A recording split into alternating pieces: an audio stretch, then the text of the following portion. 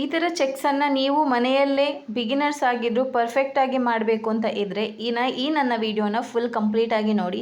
ಈ ವಿಡಿಯೋದಲ್ಲಿ ನಾನು ಈಸಿಯಾಗಿ ಹೇಗೆ ನಾವು ಚೆಕ್ಸ್ ಡಿಸೈನನ್ನು ಒಂದೇ ರೀತಿ ಚೆಕ್ಸನ್ನು ಬಿಡಿಸೋದಂತ ಈ ವಿಡಿಯೋದಲ್ಲಿ ಕ್ಲಿಯರಾಗಿ ಹೇಳಿದ್ದೇನೆ. ಸೊ ಎಂಡ್ವರೆಗೆ ನೋಡಿ. ಇದರಲ್ಲಿ ಬಿಗಿನರ್ಸಿಗೆ ಹೆಲ್ಪ್ ಆಗುವಂತಹ ಟಿಪ್ಸ್ ಇದೆ.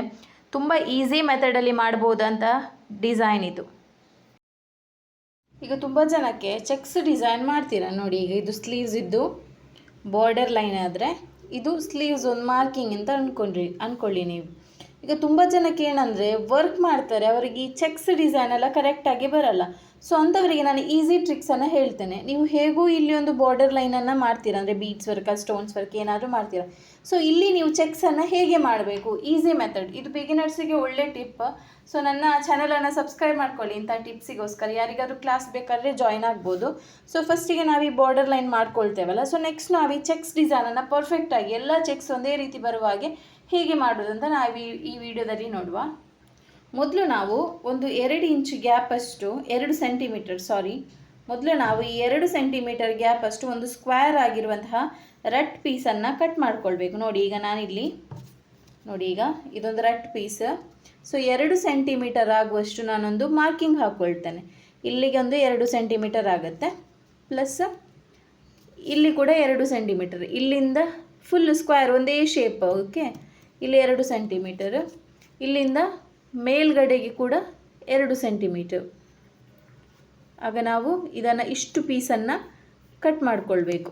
2 ಸೆಂಟಿಮೀಟರ್ ಇದೆಯಲ್ಲ, ಸೊ ಅದನ್ನು ಫಸ್ಟ್ ನಾನು ಕಟ್ ಮಾಡ್ಕೊಳ್ತೇನೆ. ಸೊ ಯಾವಾಗಲೂ ಸ್ಕ್ವೇರ್ ಶೇಪ್ ಅಂದರೆ 4 ಸೈಡು ಸೇಮ್ ಮೆಷರ್ಮೆಂಟ್ ಇರಬೇಕು.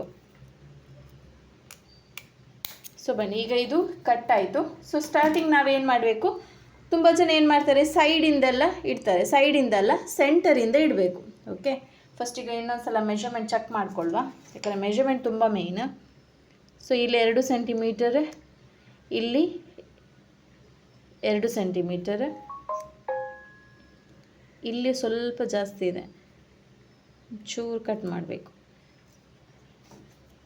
ಇಲ್ಲೊಂದು ಚೂರು ಕಟ್ ಮಾಡುವ.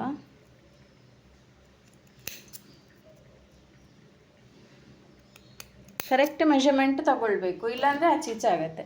ಸೊ ಏನು ಮಾಡಬೇಕಂದ್ರೆ ಸೆಂಟರಲ್ಲಿ ಹೀಗಿಟ್ಟು, ಸೆಂಟರ್ ನೀವು ಬೇಕು ಅಂತಾದರೆ ನಿಮ್ಮ ಸ್ಲೀವ್ಸ್ ಇದ್ದು, ಈಗ ಒಂದು 10 ಇಂಚ್ ಸ್ಲೀವ್ ಇತ್ತು ಅಂದರೆ ಒಂದು 5 ಇಂಚಿಗೆ, ಈಗ ನೋಡಿ ಇದು 12.5 ಇದೆ, 12.5 ಆದರೆ ನಾನೊಂದು 6.75 ಇದು ಸೆಂಟರ್ ಅಂತ ತಿಳ್ಕೊಳ್ಳಿ. ಇದರ ಸ್ಲೀವ್ಸ್ ಇದು ಆಯಿತಾ. ಸೊ ಇಲ್ಲಿಂದ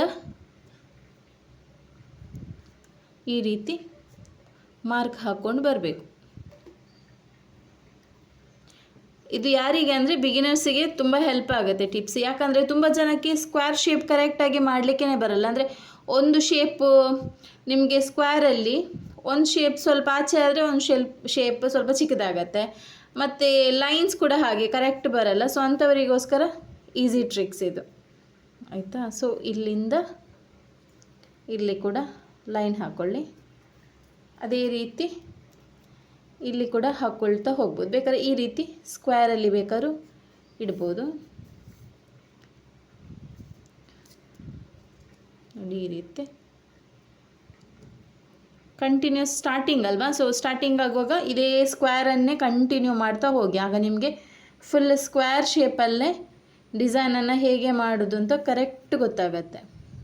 ಅಂದರೆ ಇದು ಚೆಕ್ಸ್ ಡಿಸೈನ್ ಬರುತ್ತೆ ನೋಡಿ, ಬಾಕ್ಸ್. ಇದರ ಒಳಗಡೆ ಏನು ಬರುತ್ತೆ, ಇಲ್ಲಿ ಒಂದು ಬುಟ್ಟ, ಇಲ್ಲಿ ಒಂದು ಬುಟ್ಟಾಸ್, ಈ ರೀತಿ ಬರುತ್ತೆ ಅಲ್ವಾ. ಸೊ ನೋಡಿ ಈ ರೀತಿ ಬುಟ್ಟಾಸ್ ಡಿಸೈನ್ ಎಲ್ಲ ಬರುತ್ತೆ. ಆಗ ನಾವು ಪರ್ಫೆಕ್ಟಾಗಿ ಸ್ಕ್ವೇರ್ ಶೇಪ್ ಮಾಡಲಿಕ್ಕೆ ಆಗಲ್ಲ ಕೆಲವರಿಗೆ. ನನಗೆ ಕೂಡ ಸ್ಟಾರ್ಟಿಂಗೆಲ್ಲ ತುಂಬ ಕಷ್ಟ ಆಗ್ತಿತ್ತು. ನಾನು ಇದೇ ಟ್ರಿಕ್ಸನ್ನು ಯೂಸ್ ಮಾಡಿಕೊಂಡು ಸ್ಟಿಚ್ ಮಾಡೋದು. ನೋಡಿ ಈ ರೀತಿ ಫುಲ್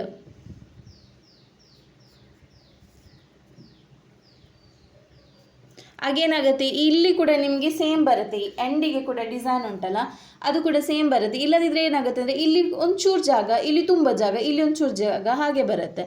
ಸೊ ಹಾಗಾಗಿ ನಾನು ಇದನ್ನು ನೋಡಿ ಈ ರೀತಿ ಸ್ಟಿಚ್ ಅಲ್ಲ, ಈ ರೀತಿಯ ಒಂದು ಮಾರ್ಕಿಂಗ್ ಮಾಡ್ತಾ ಹೋಗಬೇಕು. ಬೇಕಂದರೆ ಸ್ವಲ್ಪ ಕೈಯಲ್ಲೇ ಈ ರೀತಿ ಅಡ್ಜಸ್ಟ್ ಮಾಡ್ಕೊಳ್ಬೋದು. ಓಕೆ,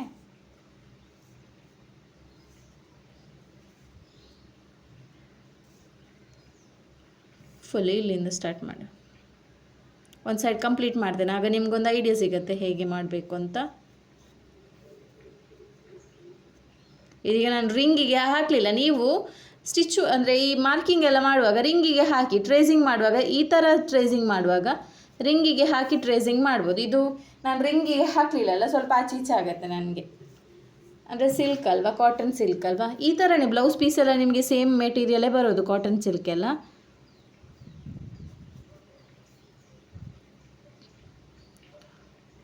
ಸೊ ಈ ರೀತಿ ಹಾಕ್ಕೊಳ್ಬೋದು. ಇಲ್ಲಿ ನಮಗೆ ಈ ರೀತಿ ಬೀಟ್ಸ್ ಬರುತ್ತೆ. ನಾನಿದು ನಿಮಗೆ ಗೊತ್ತಾಗಲಿ ಅಂತ ಬೀಟ್ಸ್ ಇದ್ದು ಪಿಕ್ಚರ್ ಹಾಕ್ತಿದ್ದೇನೆ. ಮತ್ತು ಮಿಡ್ಲಲ್ಲಿ ಈ ರೀತಿ ಸ್ಟೋನ್ಸ್ ಕೂಡ ಬರುತ್ತೆ ಕೆಲವೊಂದು ಕಡೆ ಪ್ಲೇನ್ ಇರುತ್ತೆ, ಬಟ್ ಕೆಲವೊಂದು ಕಡೆ ಮಿಡ್ಲಲ್ಲಿ ಈ ರೀತಿ ಸ್ಟೋನ್ಸ್ ಕೂಡ ಬರುತ್ತೆ ನೋಡಿ ಈ ರೀತಿ. ಇದೀಗ ನಾನು ನಿಮಗೆ ಕಂಪ್ಲೀಟ್ ಮಾಡಿ ತೋರಿಸ್ತೇನೆ ಹೇಗೆ ಡಿಸೈನ್ ಬರುತ್ತೆ ಅಂತ. ನೋಡಿ ಈಗ ಡಿಸೈನ್ ಪರ್ಫೆಕ್ಟಾಗಿ ಕರೆಕ್ಟ್ ಆಯಿತು ನೋಡಿ. ಇದು ಜಸ್ಟ್ ಏನಿಲ್ಲ, ಒಂದು ಇಂಚ್, ಒಂದು ಎಷ್ಟು ನಮಗೆ ಸೆಂಟಿಮೀಟರ್ ಬೇಕು ಅದರಲ್ಲಿ ಒಂದು ಪೀಸನ್ನು ಕಟ್ ಮಾಡಿಕೊಂಡ್ರೆ ನಮಗೆ ಬೇಕಾದ ಬ್ರೈಡಲ್ ಬ್ಲೌಸ್ ಡಿಸೈನನ್ನು ಮಾಡ್ಬೋದು. ಇಂಥ ಬ್ಲೌಸ್ ಡಿಸೈನನ್ನು ನಾವು 3000, 3500, 4000 ಅಂದರೆ ಅದರೊಳಗಡೆ ಹೇಗೆ ಫಿಲ್ ಮಾಡ್ತೇವೆ ಅದರ ಮೇಲೆ ನಾವು ಕಾಸ್ಟನ್ನು ಕಸ್ಟಮರಿಗೆ ಹೇಳ್ತೇವೆ. ಸೊ ಆಗೇನಾಗುತ್ತೆ, ನಾವು ಕರೆಕ್ಟಾಗಿ ಒಂದು ಈ ರೀತಿ ಲೈನ್ ಹಾಕ್ಕೊಳ್ಳೋದಿದ್ರೆ ಅಥವಾ ಸ್ಕ್ವೇರ್ ಶೇಪ್ ಕರೆಕ್ಟ್ ಬರಲಿಲ್ಲ ಅಂದರೆ ನಿಮಗೆ ಒಂದೊಂದು ಚೆಕ್ಸ್ ಒಳಗಡೆ, ಒಂದೊಂದು ಬಾಕ್ಸ್ ಒಳಗಡೆ ಫಿಲ್ ಮಾಡಲಿಕ್ಕಾಗತ್ತೆ, ಒಂದೊಂದು ಬಾಕ್ಸ್ ಒಳಗಡೆ ಫಿಲ್ ಮಾಡಲಿಕ್ಕಾಗಲ್ಲ. ಸೊ ಆಗ ತುಂಬ ಕಷ್ಟ ಆಗುತ್ತೆ ನಿಮಗೆ. ಸೊ ಆಗ ನೀವೇನು ಮಾಡಬೇಕು ಅಂದರೆ ಈ ಥರ ಡಿಸೈನ್ಸ್ ಎಲ್ಲ ಬರುವಾಗ ಸ್ವಲ್ಪ ನೀಟಾಗಿ ವರ್ಕ್ ಮಾಡಬೇಕು, ಸ್ವಲ್ಪ ನೀಟಾಗಿ ಸ್ಕ್ವೇರ್ ಶೇಪ್ ಮಾಡಬೇಕು. ಈ ರೀತಿ ಎಲ್ಲ ಮಾಡುವಾಗ ಕಸ್ಟಮರಿಗೂ ಪರ್ಫೆಕ್ಟಾಗಿ ಕಾಣುತ್ತೆ ಡಿಸೈನ್. ಸೊ ಇಷ್ಟೇ, ಏನು ದೊಡ್ಡ ಕೆಲಸ ಏನಿಲ್ಲ. ಸ್ಕ್ವೇರ್ ಶೇಪ್ ಕರೆಕ್ಟ್ ಬರಲಿಲ್ಲ ಅಂದರೆ ಈ ಥರ ನಿಮ್ಗೆ ಎಷ್ಟು ದೊಡ್ಡ ಬಾಕ್ಸ್ ಬೇಕು ಅಷ್ಟು ದೊಡ್ಡ ಬಾಕ್ಸನ್ನು ಮಾಡ್ಕೊಳ್ಬೋದು. ಇಷ್ಟು ದೊಡ್ಡ ಬಾಕ್ಸ್ ಬೇಕು ಅಂದರೆ 2 ಸೆಂಟಿಮೀಟರ್, ಇದಕ್ಕಿಂತ ದೊಡ್ಡ ಬಾಕ್ಸ್ ಬೇಕು ಅಂದರೆ 3 ಸೆಂಟಿಮೀಟರ್ ಅಥವಾ 4 ಸೆಂಟಿಮೀಟರ್, ಅಂದರೆ 4 ಸೈಡು ಒಂದೇ ಸೆಂಟಿಮೀಟರ್ ಇರಬೇಕು. ಈ ಟ್ರಿಕ್ಸ್ ಆ್ಯಂಡ್ ಟಿಪ್ಸ್ ನಿಮಗೆ ಇಷ್ಟ ಆಗಿದರೆ ನನ್ನ ಚಾನಲನ್ನು ಸಬ್ಸ್ಕ್ರೈಬ್ ಮಾಡ್ಕೊಳ್ಳಿ. ಮತ್ತು ಯಾರಿಗಾದರೂ ಕ್ಲಾಸಸ್ ಬೇಕು ಅಂತಂದರೆ ಎನ್ಕ್ವೈರಿ ಮಾಡಿ. ವಾಟ್ಸಪ್ ನಂಬರ್ನ ಡಿಸ್ಪ್ಲೇಲಿ ಕೊಟ್ಟಿರ್ತೇನೆ, ಆ ವಾಟ್ಸಪ್ ನಂಬರಲ್ಲಿ ನೀವು ಎನ್ಕ್ವೈರಿ ಮಾಡ್ಬೋದು. Thank you.